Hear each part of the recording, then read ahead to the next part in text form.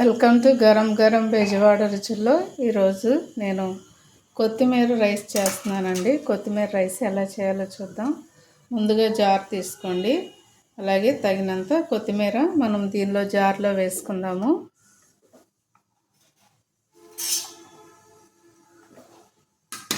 రైస్కి తగినంత వేసుకోండి. నేను డబ్బాన్నర రైస్కి వేసానండి, అంటే అర కేజీ రైస్కి వేసాను.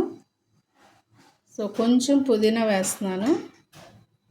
అలాగే 5 పచ్చిమిర్చి వేస్తున్నానండి. చూడండి, మీ దగ్గర కొంచెం అల్లం వెల్లుల్లి ఉంటే వేసుకోండి. సో చూడండి, నేను ఎక్కువ వేయట్లేదు, ఇదే వేస్తున్నాను అల్లం వెల్లుల్లి.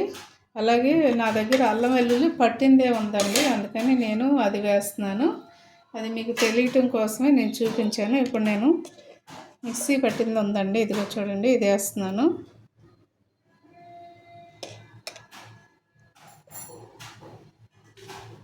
ఇవన్నీ కూడా ఇప్పుడు మిక్సీ పట్టుకొని వస్తానండి. చూడండి, కొత్తిమీర రైస్కి నేను కళాయి పెట్టుకున్నాను. కొంచెం నెయ్యి వేసుకోండి, మీ దగ్గర నెయ్యి ఉంటే నెయ్యి వేసుకోండి. నేనైతే కొంచెం వెన్న వేస్తున్నానండి. చూడండి, ఇది వెన్న.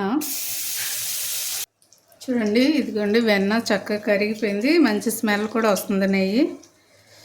ఇప్పుడు కొంచెం లైట్గా నేను ఆయిల్ కూడా వేస్తున్నాను. లైట్గా వేసుకోండి. కొంచెం తాలింపు దినుసులు వేస్తున్నానండి నేను. చూడండి, కొంచెం జీలకర్ర వేస్తున్నాను. లైట్గా వేసుకోండి ఆవాలు, ఎందుకంటే తినేటప్పుడు కొంచెం చేదుగా అనిపిస్తాయి.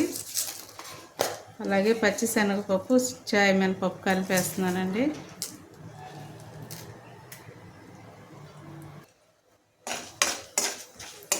కొంచెం తాలింపు దినుసులు కొంచెం ఎర్రగా వేగనియండి, వేగితేనే బాగుంటుందండి ఇది. ఇప్పుడు దీనిలో ఒక ఉల్లిపాయ, సన్నగా కట్ చేసి పెట్టుకున్న ఉల్లిపాయ, పచ్చిమిర్చి, కరివేపాకు వేసేస్తున్నానండి.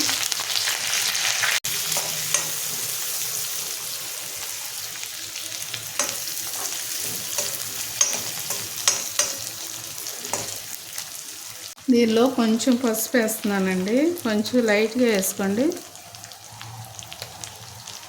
అలాగే తగినంత సాల్ట్ కూడా వేసేస్తున్నాను. మళ్ళీ చాలకపోతే మనం రైస్ కలిపేటప్పుడు వేసుకుందామండి.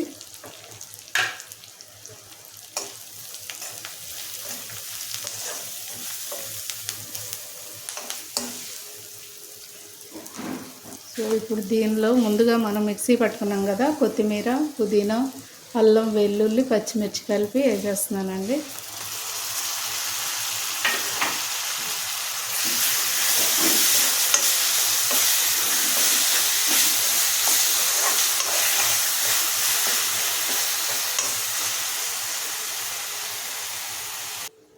చూడండి, కొత్తిమీర ఇలా పచ్చి వాసన లేకుండా ఉడకాలండి.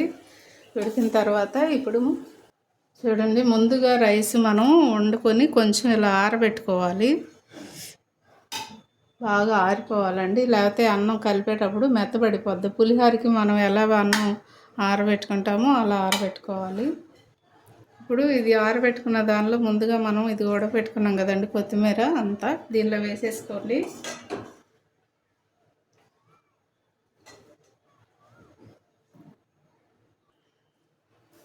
ఈ రైస్లో కలపండి. రైస్ నలగకుండా మనం పులిహోర ఎలా కలుపుకుంటామో అలాగే కలపాలండి.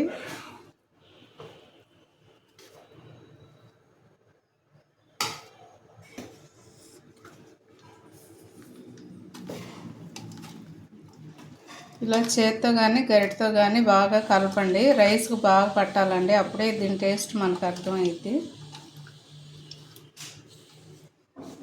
చూడండి, ఇలా కలిపేసుకోండి.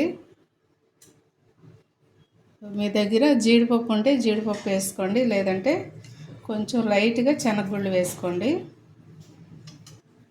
లాస్ట్లో కొంచెం కొత్తిమీర లైట్గా వేసుకోండి.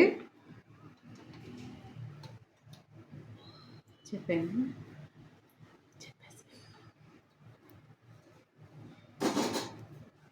ఎంతో టేస్టీగా ఉండే కొత్తిమీర రైస్ రెడీ అయిపోయిందండి. మీరు కూడా తప్పకుండా ట్రై చేయండి. అలాగే మాకు కామెంట్లో పెట్టండి. మా ఛానల్ని మర్చిపోవద్దు. గరం గరం బెజవాడ రుచులు. సబ్స్క్రైబ్ చేయని వారు ఉంటే సబ్స్క్రైబ్ చేయండి, షేర్ చేయండి, లైక్ చేయండి. Thank you.